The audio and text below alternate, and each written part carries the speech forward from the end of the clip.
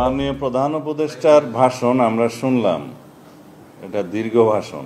সেই ভাষণে অনেক কিছু তিনি উল্লেখ করেছেন, এই সরকারের কৃতিত্ব এবং কর্মকাণ্ড, ভবিষ্যতে কী করতে চান ইত্যাদি। তার ফাঁকে এক পর্যায়ে তিনি জাতীয় সংসদ নির্বাচনের একটা সুনির্দিষ্ট সময় ঘোষণা করেছেন। আগামী বছরের এপ্রিলের প্রথমার্ধে যে কোনো দিন জাতীয় সংসদ নির্বাচন অনুষ্ঠিত হতে পারে। এই বিষয়ে আমাদের প্রতিক্রিয়া হচ্ছে যে জাতির প্রত্যাশা পূরণ হয়নি। তিনি বাংলাদেশের সকল রাজনৈতিক দলের মধ্যে বিএনপি সহ আমাদের সমমনা এবং যুগপৎ আন্দোলনের যারা শরিক ছিলেন তারা সহ গণতান্ত্রিক রাজনৈতিক শক্তিসমূহের অধিকাংশ দল, 50-এরও অধিক দল ডিসেম্বরের মধ্যেই নির্বাচনের দাবি জানিয়ে আসছিলেন দীর্ঘদিন থেকে। আমরা যৌক্তিকভাবে ডিসেম্বরের ভিতরেই নির্বাচন অনুষ্ঠানের জন্য আমাদের বক্তব্য সবসময় উপস্থাপন করেছি, যুক্তি সহকারে এবং বিভিন্ন কারণ দেখিয়ে। কিন্তু তিনি সেই বিষয়টি আমলে না নিয়ে এমন একটি সময়ে নির্বাচনের সময় ঘোষণা করেছেন, যেই সময় বলতে গেলে বাংলাদেশের একটা সময় পাবলিক পরীক্ষা থাকে এবং আবহাওয়া সঠিক থাকে না। আর আমাদের জানা মতে ফেব্রুয়ারির 16, 17 অথবা 18 তারিখের দিকে পবিত্র রমজান মাস শুরু হবে।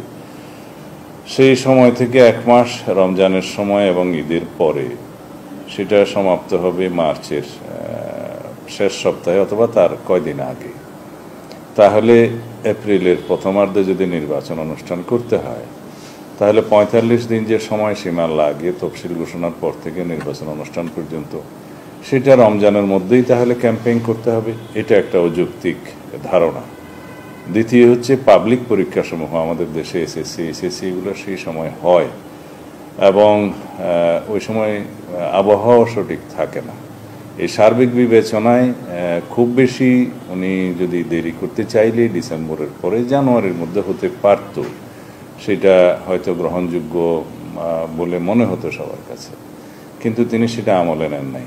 উপরন্তু আরও একটি বিষয় আছে, এই আবহাওয়ার বিষয়, পাবলিক পরীক্ষার বিষয়, রমজানের বিষয়, এগুলো বাদ দিলেও একটা সরকার তার দায়িত্ব নেওয়ার পরে 1 মাসের ভিতরে তো জাতীয় বাজেট প্রণয়ন করতে পারে না। আর আমাদের অনেক বেশি প্রতিশ্রুতি আছে। অনেক বেশি বিষয় বিবেচনায় নিয়ে আমরা বলেছিলাম আমাদের দলের পক্ষ থেকে এবং আমাদের সাথে যারা যুগপৎ আন্দোলনে শরিক ছিলেন, ফ্যাসিবাদ বিরোধী গণতান্ত্রিক আন্দোলনের সমমনা দল, এর বাইরেও অনেক দলের পক্ষ থেকে তারা এই প্রস্তাব দিয়েছিলেন যে ডিসেম্বরের ভিতরেই নির্বাচন অনুষ্ঠান করা সম্ভব। এবং আমরা এই মুহূর্তে আমাদের দলের উচ্চ পর্যায়ে আমাদের স্ট্যান্ডিং কমিটিতে আলোচনা করে বাকি প্রতিক্রিয়া জানানো হবে আমাদের পক্ষ থেকে। এবং আমরা একই সাথে আমাদের সাথে যুগপৎ আন্দোলনে যারা শরিক ছিলেন তাদেরকে নিয়ে এবং সমমনা রাজনৈতিক দল এবং অন্যান্য রাজনৈতিক গণতান্ত্রিক রাজনৈতিক শক্তিসমূহের সাথে আলোচনা করে আমরা তারপরে বিস্তারিত প্রতিক্রিয়া জানাবো। তবে মুদ্রা কথাই বলতে পারি, আমাদের এবং জাতির প্রত্যাশা পূর্ণ হয়নি এই ভাষণে। ধন্যবাদ।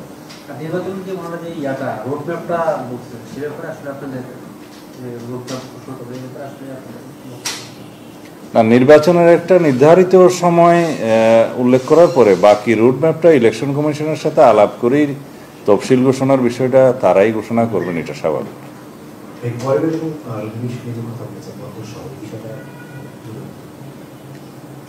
আমি এই বিষয়টা আসলে আজকে ভাষণে থাকবে সেটা আশা করি নাই আমরা, কারণ বন্দর নিয়ে তিনি যে বক্তব্য রেখেছেন, খুব দীর্ঘ বক্তব্য রেখেছেন। সেই বন্দরের বিষয়ে তিনি এখনো বিদেশিদের হাতে বন্দর ব্যবস্থাপনা ছেড়ে দেওয়ার বিষয়ে বিভিন্নভাবে তার বক্তব্য উপস্থাপন করেছেন, যুক্তি প্রদান করার চেষ্টা করেছেন এবং জনগণের কাছে অ্যাপিলও করেছেন। কিন্তু একটি ম্যান্ডেটহীন একটি অনির্বাচিত সরকারের কি এই সমস্ত জাতীয় ইস্যু নিয়ে সিদ্ধান্ত নেওয়ার এখতিয়ার আছে? আমরা মনে করি না। এই বক্তব্য আমরা আগেও প্রদান করেছি। এই সমস্ত বিষয়ে নির্বাচিত সরকার এবং জাতীয় সংসদে সব পক্ষের সাথে আলোচনা করে জাতীয় ঐক্যমত্যের ভিত্তিতে যে কোনো সিদ্ধান্ত নিলে এটা সঠিক হয়। আর প্রায় সময় তিনি বলে থাকেন রোহিঙ্গা করিডোরের বিষয়টা নিয়ে, ওনার উপদেষ্টা একজন আছেন উনি এবং বিভিন্ন ব্যক্তি সরকারের সাথে সংশ্লিষ্ট তারা বক্তব্য দিয়েছেন। আজকে উনি পরিষ্কার করেছেন যে রোহিঙ্গা করিডোরের বিষয়ে সরকার কোনোভাবেই জড়িত নয় এবং কারোর সাথে আলাপ হয়নি, এই বিষয়টি তিনি অস্বীকার করেছেন এবং এক পর্যায়ে বলেছেন যে কানে চিলে কান নিয়ে যাওয়ার মতো এটা একটা ঘটনা।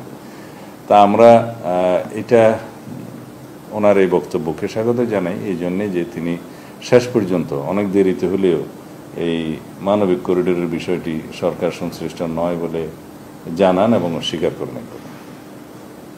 ধন্যবাদ।